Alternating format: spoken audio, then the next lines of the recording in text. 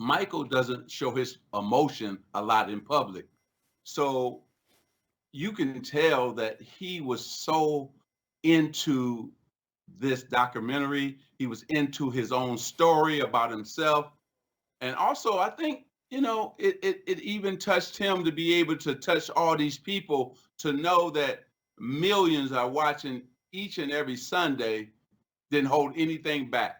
He didn't hold. I didn't realize how central you were to this great moment in Michael Jordan's career, where the shrug, the famous this motion. Yes. Tell that story. What do you have? Well, so I'm on NBC calling the game. He's been called a killer, a competitor without equal.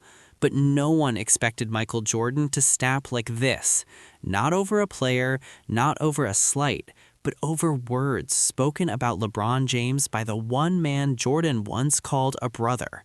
Magic Johnson just crossed a line, and his airness just responded in a way that has the entire basketball world picking sides. This is the story of the night the GOATs went to war. LeBron James will definitely win more championships. LeBron James is special. Why? Because he makes his teammates better. And LeBron James once he learned how to close the games, like as he did with Oklahoma City, we haven't seen the best of LeBron yet. But what about Kobe? Kobe, see, once LeBron figured out he plays more like me than Michael, okay. That's when he... homage to all the money you just gave LeBron. Well, we gave him a lot. Yeah, right. Now, the last time I got in trouble. So I know you make did. sure I don't get in trouble today. I got in trouble, too. People were mad at me because there was a... The tension had been building for months inside the Lakers organization. Mark Walter, the billionaire owner who purchased the franchise for a record $10 billion, had been quietly implementing his Dodgers blueprint, a systematic overhaul of the Lakers' basketball operations, with one key advisor whispering in his ear, Magic Johnson. For weeks, Magic had been a broken record about the Lakers' execution woes, their defensive lapses, their inability to sustain effort for 48 minutes. Privately, sources say, his frustration was directed at one man, LeBron James. The King's habit of sitting out marquee matchups, his load management, his refusal to be the consistent every-night force Magic had been, it was grating on the Showtime legend. Then came the interview. Sitting with a small group of reporters after a Lakers boardroom meeting, Magic was asked about the state of the franchise. He didn't hold back. "We're building something here," Magic said, his voice measured but pointed. "But building requires a foundation. A foundation requires a cornerstone who shows up every single night. The old guard, Michael, Larry, myself, we didn't take nights off. We didn't rest when the lights were brightest. That's the difference between legends and great players." When pressed if he was referring to LeBron, Magic didn't backtrack. LeBron is one of the greatest to ever play, but greatness isn't just what you do on the court. It's what you demand of yourself every single day. It's the standard you set. And lately, that standard has slipped. Not his game, his standard. It's a natural tendency to compare eras to eras, and it's going to continue to happen. I'm a fan of his. I love watching him play, but it's as you can see, our league is starting to expand on very talented players, and I think he's made his mark. He will continue to do so over a period of time. But when you start the comparisons, I think it is what it is. It's just a standard of measurement. And I take it with a grain of salt. He is a heck of a basketball player, without a doubt.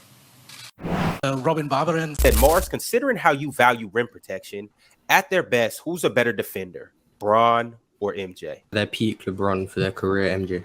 Bron peaked. Bron was a rim protector? For decades, Michael Jordan has cultivated an image of calculated silence. He rarely engages with modern debates, preferring to let his 6 championships and unblemished finals records speak for themselves. But something about Magic Johnson's words, spoken about LeBron James, delivered from a position of Lakers ownership, struck a nerve that even Jordan couldn't control. The setting was a private gathering of NBA legends in Charlotte, a celebration of the league's 80th anniversary. Jordan was holding court, surrounded by former players, when someone played the clip of Magic's interview on a phone. The room fell silent as Jordan watched. Those present describe a physical transformation. His jaw tightened, his eyes narrowed, and the famous competitive fire, dormant for years, reignited. "Magic's out here talking about who carries torches?" Jordan said, his voice low but sharp. The man sat in the owner's suite watching LeBron carry his franchise for 6 years. He didn't carry anything, he watched. The room erupted. Jordan was publicly attacking Magic Johnson, his friend, his rival, his partner in building the NBA's global brand. "Let me tell you something about carrying torches," Jordan continued, standing now. "I carried a franchise. I carried a city. I carried a league. Magic carried smiles and a HIV diagnosis that he turned into a brand. Good for him, but don't sit there and question another man's commitment when you spent your post-playing career as a commentator and a part-time executive." He paused, collecting himself, but the fury was unmistakable. LeBron's played 23 seasons. 23! He's scored more points than anyone. He's taken more criticism than anyone. He's carried more expectations than anyone. And Magic wants to talk about standards? Magic's standard was playing with Kareem and Worthy and Cooper. LeBron's standard was carrying Larry Hughes and Mo Williams to the finals. There's a difference. The attack was personal, historical. LeBron James will definitely win more championships. LeBron James is special. Why? Because he makes his teammates better. And LeBron James once he learned how to close the games, like as he did with Oklahoma City, we haven't seen the best of LeBron yet. But what about Kobe? Is he? Kobe, see, once LeBron figured out he plays more like me. I think Jordan had a lot of respect for Magic. And Magic was getting a little bit the better end of Jordan. He was Magic, man. And he was still Magic. He was Magic, man. And that 6'9" and that 6'6" was a difference. You know what I'm saying? And that was Magic Johnson did not wait 24 hours. He did not consult publicists or craft carefully worded statements. Within hours of Michael Jordan's leaked tirade, Magic appeared on a late-night sports talk show, his signature smile conspicuously absent. "Michael's upset, I get it," Magic began, his voice calm but carrying an edge. He spent his whole career protecting his legacy. That's what great players do. But protecting your legacy is different from protecting your friends. And right now, Michael's confusing the two. The host, clearly aware of the nuclear warheads being exchanged, asked Magic to address Jordan's specific criticisms. Michael said, "I sat in a suite and watched. Let's be clear about something. I didn't just watch. I helped build a franchise that LeBron James wanted to come to. I helped create a culture that made the Lakers attractive. I recruited LeBron when he was a free agent. I was part of the reason he's a Laker at all." Magic leaned forward, his eyes narrowing. "And let's talk about carrying. Michael says LeBron carried worse teams. LeBron chose those teams. LeBron chose to leave Cleveland, then come back, then leave again. He's had more control over his roster than any player in history. Michael had Jerry Krause. I had Jerry West. We didn't pick our supporting casts. We just won with them." He paused, letting the words sink in. Michael talks about 23 seasons like it's a badge of honor. It is, but longevity isn't the same as dominance. I played 12 seasons and won 5 championships. Michael played 15 and won 6. LeBron's played 23 and won 4. The math isn't complicated. Then Magic delivered the line that would define the feud. "I love Michael like a brother, but brothers fight. And right now, my brother is wrong. LeBron James is an all-time great, but he's not the standard. The standard is winning." When I see those high-scoring games, I just think about the skill that has come to the league and how great some of these players really are, and how great offense going to be great defense all the time. So when you watch Luka's 70-point game, it's just like he's making tough shot after tough shot. You're trying to get in his head. You feel like you can break LeBron at this point. We broke LeBron, so get your ass out of here with that, all right? Believe it or not, there was a time when people actually thought LeBron didn't have what it takes to win a championship. his top-seeded cat. While the basketball world waited for LeBron James to respond to Magic Johnson's brutal ring count dismissal, the King did something unexpected. Absolutely nothing. No tweets, no interviews, no cryptic Instagram posts. For 72 hours, as Michael Jordan and Magic Johnson traded historical haymakers, LeBron remained completely silent. His media machine, usually so adept at controlling narratives, produced nothing but a repost of his wife's cooking video. The strategy, according to sources close to LeBron, was deliberate and devastating. LeBron watched those two legends tear each other apart over him, a source explained, and he realized something. They were doing his work for him. The more they fought, the more the conversation became about them, their era, their rivalries, their definitions of greatness. And the more that happened, the more LeBron looked like the guy who transcends all of it. The silence spoke volumes. While Magic and Jordan traded barbs about carrying teams and counting rings, LeBron was quietly working out, attending his son's games and promoting his latest business venture. He was operating on a plane above the petty squabbles of retired legends. When a reporter finally cornered him after a Lakers practice, LeBron's response was a masterclass in deflection. "I heard about it," he said with a shrug and a knowing smile. "Two of the greatest to ever do it talking about the game? That's good for basketball. That's good for the league. My job is to play. Theirs is to talk. I'm cool with that." Oh, yeah. Right. I mean, I don't care what nobody says. You got to milk it on both sides. So it's not like before where the press just used to milk the players' content in that viral moment. Now the players is doing it. Right? So before... Most people today are not basketball fans. They're player fans, right? I like Michael Jordan. Okay, cool. What team do you like? Oh, I don't have a team. So when I sit there and listen to people talk, all I hear... Just when it seemed the war between Michael Jordan and Magic Johnson couldn't grow any more complex, a new voice entered the fray, one known for speaking truth to power without a filter. Gilbert Arenas, the three-time All-Star and podcast provocateur, stepped onto the battlefield with a perspective that stunned both camps. On his popular show, Arenas addressed the Jordan-Magic feud with the kind of raw honesty that defined his playing career. "Y'all missing the point," Arenas said, leaning into the camera. "This ain't about who's right. This is about two legends realizing their era is being discussed like a museum piece.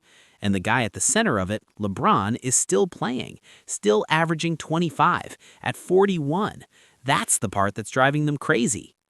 Arenas then delivered a line that would ricochet across social media. "The hate LeBron gets stems from one thing. He's so close to Jordan that it scares people. If he was miles behind, nobody would care, but he's right there. Stats, longevity, impact.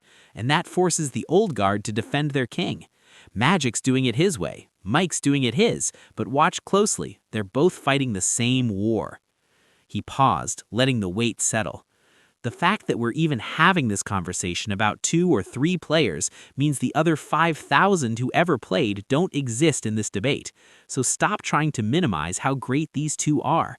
Stop pretending one is so far down the list.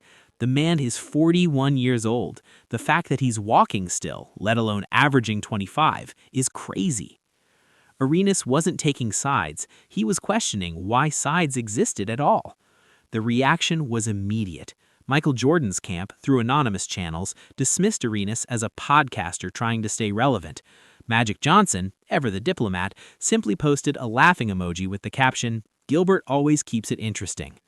But Arenas had done something neither Jordan nor Magic could. The basketball world held its breath as LeBron James finally addressed the feud that had consumed the sport for weeks. The setting was not a press conference or a podcast, but a quiet, intimate interview with a trusted journalist at his Spring Hill entertainment complex. The tone was reflective, measured, and utterly devoid of the defensiveness that had characterized the Jordan-Magic exchanges. "I've been quiet because I wanted to understand," LeBron began, his voice soft but steady. Not understand the arguments, but understand why we keep having them, why we need to rank everything, why we can't just appreciate. He leaned back, gathering his thoughts. Magic and Michael are my heroes. They're the reason I'm here. I watched Showtime tapes on a VHS player my mom bought from a pawn shop. I wore a Jordan jersey to school until it had holes in it. These men built the foundation I stand on, so hearing them debate my place in history, it's surreal. It's also pointless. LeBron then addressed the ring count argument directly. Magic says I have 4 rings, he has 5, Michael has 6. That's math. I can't argue with math. But here's what math doesn't capture: the weight of the expectations I carried into every season, the pressure of being called the chosen one at 17, the scrutiny of every decision, every move, every loss. Michael never had Twitter. Magic never had 24-hour news cycles. I did, and I'm still here. He paused, his eyes glistening. I'm not saying I'm better than them. I'm not saying I'm worse. I'm saying I'm different. I played a different game in a different world against different odds, and at 41, I'm still playing. That's not a brag. That's just a fact. When asked about the ongoing feud between Jordan and Magic, LeBron smiled. They'll be fine. They're brothers. Brothers fight, but at the end of the day, they share something that nobody else can touch. They built the NBA. My generation just renovated the house. They laid the foundation. He stood, preparing to leave, then turned back for one final thought. When I'm done, when I'm sitting in a suite somewhere watching the next kid carry the torch, I hope people talk about me the way they talk about Magic and Michael. Not as the best or the worst, but as someone who mattered, someone who made the game better. That's legacy enough. The confrontation between Shaquille O'Neal and Kevin Durant was never really about basketball. It was about 2 competing visions of greatness, one rooted in myth, struggle, and the narratives of a pre-digital age, the other rooted in skill, analytics, and the unapologetic self-belief of a generation raised on highlight reels and social media validation. Shaq spoke for the era that built the league's foundation. Durant spoke for the era that perfected its craft. Neither is wrong, neither is right. They are simply different ways of measuring the same thing, the impossible pursuit of being remembered. In the end, Michael Jordan's dismissal of the entire debate was the most revealing moment of all. He understood something that both Shaq and Durant, in their own ways, had forgotten. Legacies aren't argued into existence, they're lived, and when you're busy living yours, you don't have time to defend it. Who was right? Shaq defending the old guard's honor, or KD asserting his own greatness?